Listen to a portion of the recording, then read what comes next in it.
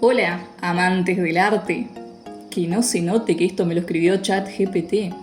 ¿Alguna vez han visto una obra y pensado, esto me suena? No se preocupen, no es un déjà vu.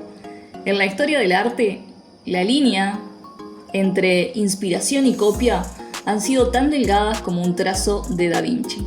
Hoy les traigo 5 casos de homenaje o plagio. Vamos a descubrirlo. Los grandes artistas copian, los genios roban. La atribución de esta frase a Picasso es cuestionable, pero su contenido no lo es. Parece un recordatorio de un hecho que hoy tendemos a olvidar. Nada surge de la nada. Todo tiene un punto de partida y las ideas no iban a ser menos. Los artistas se influyen, inspiran, copian, versionan y obsesionan los unos con los otros, enriqueciendo y entrelazando sus producciones. Guiño, guiño. Los motivos que llevan a los artistas a buscar la inspiración a través de las obras de sus compañeros son muchos y variados. Hay quien utiliza esta referencia como un camino para encontrar su propio estilo, quien se decide a emular las obras a modo de homenaje y quien intenta ocultar estas referencias cruzadas, lo que a veces acaba en acusaciones de plagio. A un lado de esta escala podríamos encontrar a Rubens, cuya admiración por Tiziano le llevó a versionar varias de sus obras maestras con tanta fidelidad que parecen retar al espectador a que encuentre las 5 diferencias. En el otro lado de la escala podríamos encontrar al escultor Jeff Koons, condenado por plagiar varias obras entre 2017 y 2019. Los 5 casos más polémicos del arte: ¿homenaje o plagio? 1. Rubens versus Tiziano. Encuentra las 4 diferencias. Imagina que alguien copia tu dibujo con tanta precisión que parece un juego de ¿Dónde está Wall-E? Eso es lo que hizo Rubens con Tiziano. Tomó la caída del hombre y la transformó a su estilo. Pero, si Rubens hubiera vivido hoy, ¿lo habrían acusado de plagio?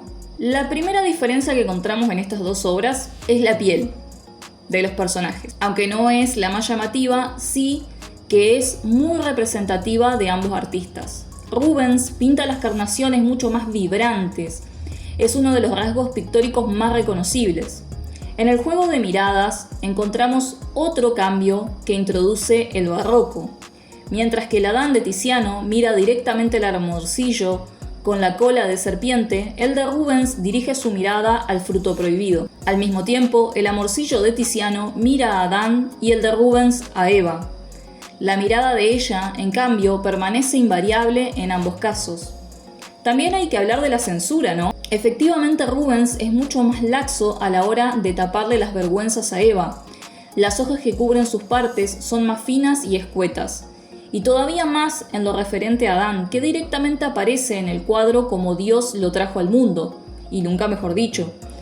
También vemos un guacamayo en la versión de Rubens, como el pájaro repetidor nos está mandando el mensaje de que está homenajeando a Tiziano, su maestro. Adán y Eva, de Peter Paul Rubens, es una copia modificada de la pintura de Tiziano Vecellio, La caída del hombre, de 1550. Hoy en día Rubens habría sido acusado de plagio e infracción de derechos de autor o incluso de fraude por esto. Pero en el siglo XVII era muy común copiar obras maestras a petición de los mecenas o para las propias necesidades del pintor. Rubens vio esta pintura de su viaje a España e hizo una copia en su propio estilo, usando colores más intensos y dando a Adán un poco más de músculos. También añadió un loro a la composición como símbolo del bien para contrastar con el zorro, símbolo del mal. Como Rubens se inspiró en Tiziano, Tiziano a su vez también se inspiró en varias obras de otros artistas al crear su obra maestra.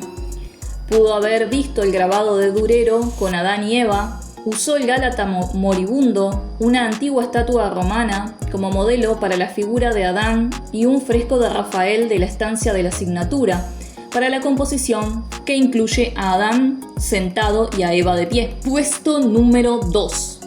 Picasso y su obsesión con las meninas. Si Velázquez levantara la cabeza, se llevaría una gran sorpresa al ver lo que hizo Picasso con las meninas. Durante el verano de 1957, el genio del cubismo realizó 44 versiones del cuadro, descomponiendo a los personajes en figuras geométricas y colores vibrantes, casi como un rompecabezas. Pero, ¿es una reinterpretación o una reivindicación descarada? Diego Rodríguez de Silva y Velázquez fue un pintor del barroco español considerado uno de los mejores de España y uno de los maestros de la pintura universal. A los 24 años fue nombrado pintor de la corte de Felipe IV. Su presencia en la corte del rey le permitió estudiar la colección real de pinturas. En sus 2 viajes a Italia conoció y analizó las pinturas de los artistas clásicos como los de su tiempo. Su estilo fue de gran luminosidad, con pinceladas sueltas y rápidas. El cuadro de las Meninas es una escena interior en los salones del palacio en donde las meninas irrumpen en el estudio de Velázquez, quien está pensativo y observando los modelos a pintar. Observando los gestos, actitudes y posiciones de los personajes, pareciera una escena muy activa.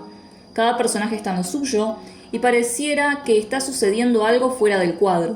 Quien observa el cuadro podría ser el modelo a pintar, ya que Velázquez lo mira fijamente. Sin embargo, Felipe IV y Mariana de Austria se reflejan en el espejo del fondo y develan ser las personas retratadas. El enigma de este cuadro reside en la relación entre la escena del cuadro a la que mira Velázquez y el observador. El pintor de la escena nos mira y esto nos hace suponer que es a nosotros a quien retrata. Pero gracias al espejo, el espacio que ocupa el espectador es revelado y se trata de los reyes. Para los únicos que tendría sentido es para Fernando IV y María de Austria, quienes al verlo serían los que realmente se vean reflejados en el espejo. Interpretando este cuadro dentro del ilusionismo barroco, Velázquez demuestra que todo es ilusión y nos muestra una escena increíble tratando de hacer lo más real posible la presencia implícita de los reyes y en ese instante interrumpido. Cuando el observador contempla la obra, se contempla la proyección del espacio imaginario hacia afuera del cuadro. Durante el verano de 1957, Picasso trabajó en una serie de 58 lienzos en su casa, de los cuales 44 fueron inspirados directamente por las Meninas de Velázquez. Velázquez hace una reinterpretación clásica con un complejo juego de perspectivas y narrativas, mientras que Picasso fragmenta la obra en formas geométricas y colores vibrantes, reinterpretando los personajes de manera abstracta. Picasso transforma el orden barroco de Velázquez en un caos cubista que conserva la esencia de la obra original. Más tarde, Dalí se suma a la reinterpretación. En la obra de Salvador Dalí hemos hallado siempre una u otra forma de descubrir cuáles fueron sus influencias, sus filias y sus fobias. En algunas ocasiones nos manifiesta de manera evidente, en otras nos deja pistas para que lo averigüemos, y lo hace tanto en su obra pictórica como en sus escritos. Toda esta información no nos pasa desapercibida, basta con echar una ojeada a su vastísima obra pictórica para darnos cuenta de ello. Cuando revisamos sus escritos encontramos todas estas referencias y muchas más. Su biblioteca privada está llena de obras sobre distintos autores que lo influenciaron a lo largo de su carrera, entre ellos uno en particular al que Dalí procuró destacar muy especialmente: Velázquez. La admiración de Salvador Dalí hacia la figura y obra de Velázquez es harto conocida. La costumbre de Velázquez de pintar en el mismo lugar en que tiene lugar la escena lo convertía a sus cuadros en instantáneas fotográficas. Probablemente logró seducir al artista. Esta admiración está presente desde muy pronto en Dalí e incluso se pone de manifiesto en su vida privada. La casa de Portigliac, por ejemplo, está decorada con una serie de retratos de personajes con bigotes, entre ellos el de Velázquez. Dalí solía decir que coleccionaba bigotes, sobre todo si eran famosos, sobre gustos, los colores, ¿no? En una de las paredes de su taller, asimismo, podemos contemplar una reproducción cuadriculada de las Meninas. En 1919, Dalí era estudiante de sexto curso en el Instituto de Segunda Enseñanza de Figueres, el actual Instituto Ramón Muntaner. En esa época aparecía una publicación llamada Studium, la revista del instituto, en la que Salvador Dalí realizaba colaboraciones y de cuyo equipo de redacción formaba parte. Empezó entonces una serie de retratos de distintos maestros de la pintura universal titulada Los grandes maestros de la pintura, entre los que hallamos a Velázquez. Dalí destaca como grandes obras suyas Las Meninas y Las Hilanderas. realizadas con la técnica a su juicio admirable, no superada por otros pintores y en algunos casos comparable por la distribución y colocación de los colores a la de los impresionistas. En los 40 apreciamos una influencia manifiesta de Velázquez en la obra de Salvador Dalí, precedida por el magnífico óleo de 1938 La imagen desaparece. A título de ejemplo, cabe mencionar cuadros tan conocidos como La Galarina y El cesto de pan. En esta década, concretamente en 1948, el artista describe su tratado de pintura 50 secretos mágicos para pintar, donde explica el futuro de su experiencia como pintor y ofrece sus recetas a quienes sean capaces de entenderlas y aplicarlas. Dalí realiza un análisis comparativo de los valores que todos los artistas deben reunir: técnica, inspiración, color, dibujo, genio, composición, originalidad, misterio y autenticidad, y puntúa a varios maestros de la pintura universal, como Leonardo, Ingres, Velázquez, el propio Dalí, Picasso, Rafael, Manet, Vermeer y Mondrian. Velázquez únicamente se ve superado por el holandés Vermeer en esta personal clasificación, en donde la presencia de Mondrian aparece únicamente en contraposición con la admiración que despertaban en Dalí los demás pintores mencionados. Puesto número 3. Francis Bacon y el Papa Inocencio X. Si la versión de Velázquez era majestuosa, la de Francis Bacon parece sacada de una película de terror. Transformó al Papa Inocencio X en un grito mudo, con pinceladas agresivas y un ambiente perturbador. Lo curioso: nunca vio el original en persona, porque le daba miedo. ¿Coincidencia o destino macabro? Para comprender el trabajo de Bacon es importante saber que en sus trabajos disecciona el cuerpo humano. Por ello, es que uno de los cuadros más impactantes y que más revisiones tuvo por parte del artista, alrededor de unas 50, es el estudio del retrato del Papa Inocencio X de Velázquez de 1650. En la cual se observan al Papa Inocencio X en una actitud retadora y poderosa. A diferencia de los cuadros convencionales en la representación del cuerpo humano, con Bacon se busca transformar la belleza de la putrefacción humana como fin necesario y no negociable con la vida. Es por ello que encontramos un Papa Inocencio X en una actitud totalmente distinta, es decir, con un rostro desencajado y retratado con unos tonos oscuros que crean la atmósfera propicia para reflejar en el personaje el tormento causado por la iglesia. El uso de tonos en contraste, violeta y amarillo por ejemplo, da un realce al personaje, destacando las pinceladas gruesas y difuminadas del fondo. La figura realza al parecer emerger de entre las cortinas sombría de pintura rústica utilizada, con principal protagonismo en su rostro y manos del Papa, por el impacto que causa a primera vista el verlo. Como era muy habitual en la obra de Bacon, el grito no se oye, pero se ve. Velázquez hizo un retrato solemne y psicológico, con un fondo sobrio que resalta la autoridad del Papa. Bacon convierte al Papa en una figura casi espectral, distorsionada y llena de angustia, con colores oscuros y pinceladas agresivas. Bacon toma el simbolismo de poder en Velázquez y lo transforma en una exploración de la vulnerabilidad humana. Puesto número 4. Dalí y el misterio del Angelus. Cuando Dalí vio el Angelus de Millet, algo hizo clic en su mente. Para él esa escena bucólica escondió un secreto siniestro. Su teoría: la cesta entre los campesinos tapaba un ataúd infantil. Y no se quedó en palabras, exigió un análisis de rayos X para demostrarlo. ¿Spoiler? Tenía razón. A veces, la admiración está a un paso de distancia de la obsesión. Eso fue precisamente lo que le ocurrió a Salvador Dalí con el pintor realista Jean-François Millet, más concretamente con una de sus obras, el aparentemente inocente Angelus, el retrato de dos campesinos. El propio Millet explicaba la obra como un recuerdo de su infancia, de su abuela para ser más exactos, que nada tenía que ver con la oración religiosa. No era la primera vez que un artista se obsesionaba con Millet. Van Gogh, en una búsqueda desesperada de su propia inspiración y mejora de su técnica, reinterpretó más de una veintena de obras del pintor francés, llegando a ser copias prácticamente exactas de sus pinturas. Pero la obsesión de Dalí tenía un origen menos sensato. Desde que vio por primera vez la obra en una réplica colgada en su escuela, sintió una conexión inexplicable. La pintura parecía un mar de enigmas y sentimientos que le llevaron a escribir un ensayo titulado El mito trágico del Angelus de Millet y a reinterpretar sus pinceladas en numerosas ocasiones a lo largo de su producción. Cuando llegó a sus oídos que la cesta entre ambos campesinos era en realidad fruto de un repitente del propio Millet, Dalí encontró un hilo del que tirar. Tras someter la obra a un análisis de rayos X, se descubrió que lo que parecía ser una reinterpretación de un ataúd infantil, convirtiendo la escena en el entierro de un niño muerto antes de ser bautizado, y que por lo tanto debía ser enterrado fuera del cementerio. Yo tengo otra fuente que dice que no es así, pero bueno. Dalí encontró la respuesta a su inexplicable atracción por la obra y creó su propia interpretación ligada a un hecho fundamental de su biografía, la muerte de su hermano mayor previa a su nacimiento, que produjo que heredara su nombre. Normalmente puede ocurrir que a alguien le fascine una obra de arte y siente una fascinación que le lleve a admirar dicha obra en profundidad. Pero en el caso que nos ocupa, no es ni mucho menos alguien perteneciente a la normalidad, así que lo que le ocurrió a Salvador Dalí cuando vio por primera vez el Angelus de Millet no fue ni mucho menos normal.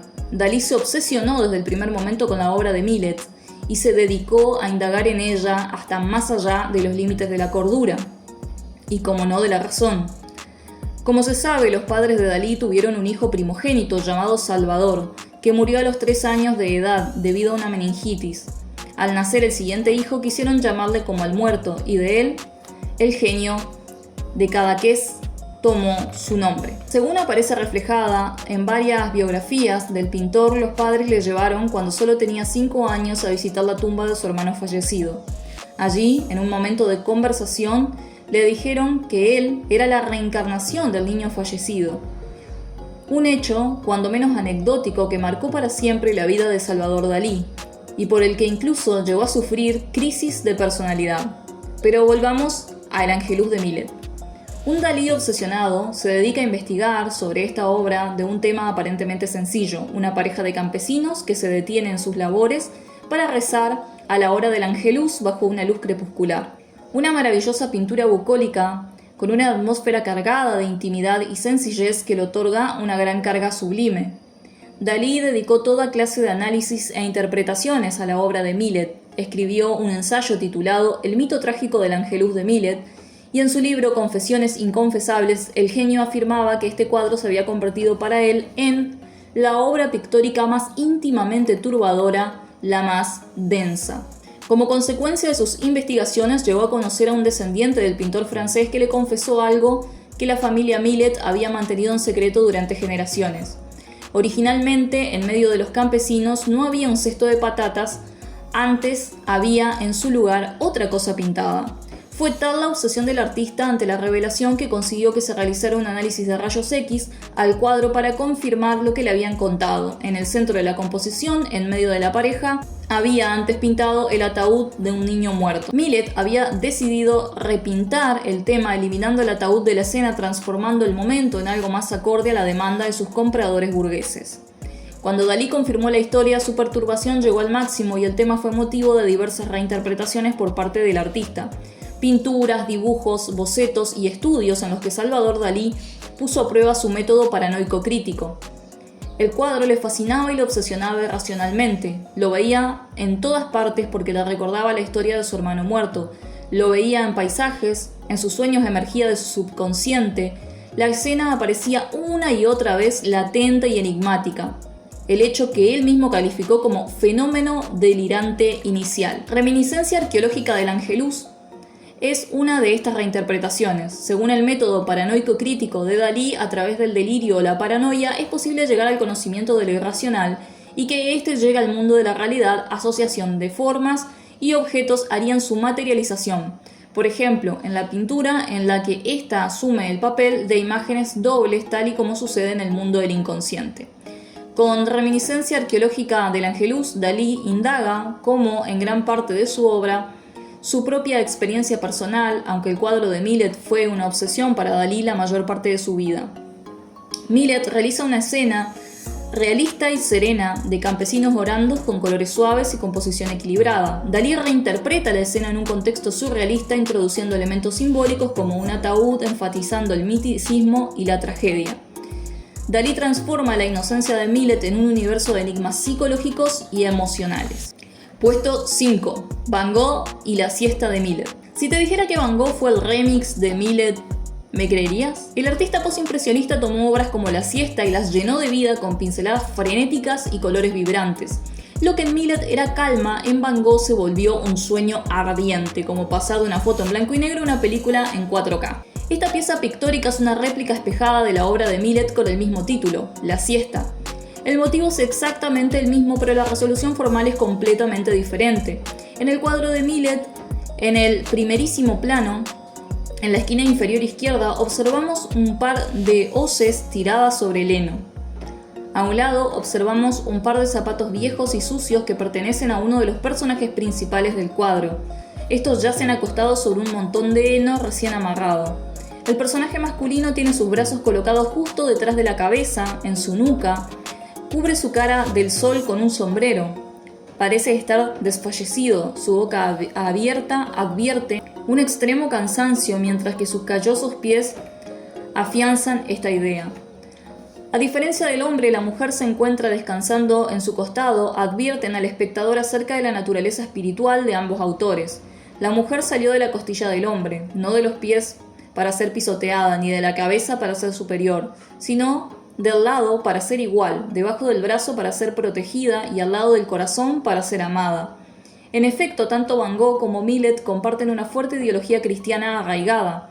Igualmente, la hoz no solo se refiere a la labor de ambos campesinos desarrollan, sino también advierte un símbolo socialista y una perspectiva igualitaria entre los sexos frente al trabajo. Sin importar si es hombre o mujer, en el trabajo ambos son iguales y ambos merecen un descanso. La idea misma del descanso afianza la idea del trabajo.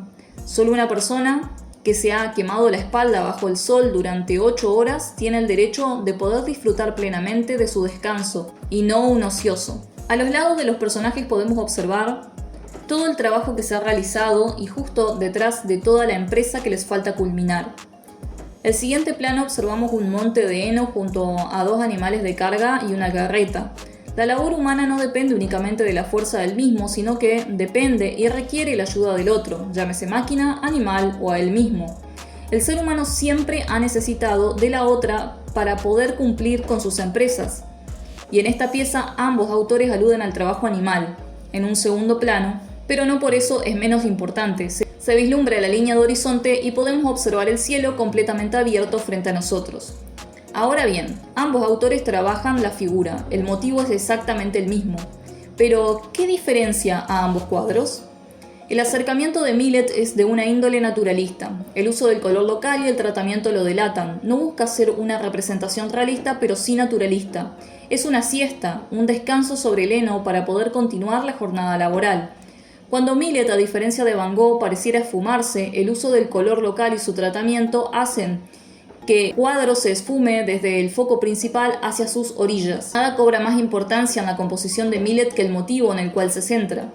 Lo demás es secundario, y es inevitable no volver al centro de tensión. En cambio, con Van Gogh observamos una imagen pesada. El color es prácticamente puro. El amarillo que envuelve a los personajes genera una sensación cálida y alegre.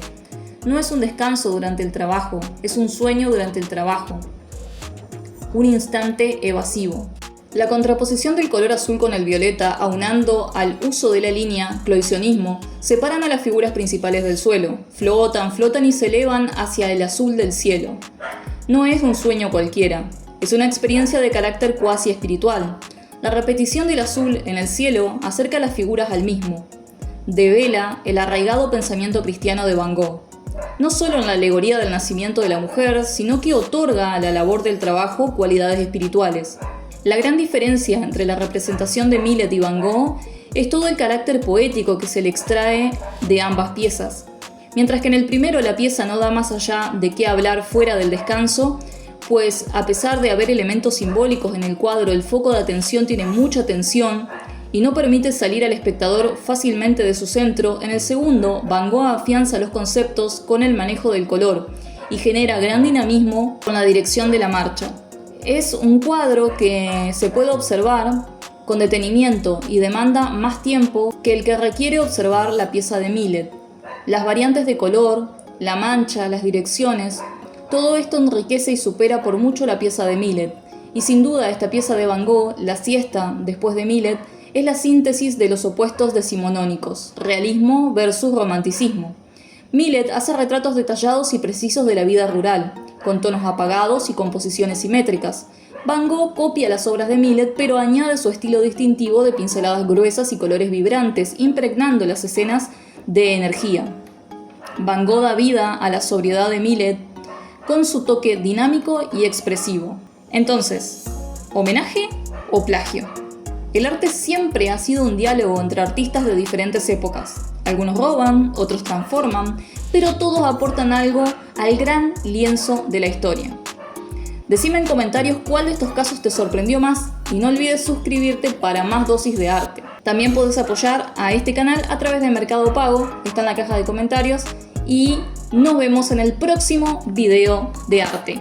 ¡Hasta pronto!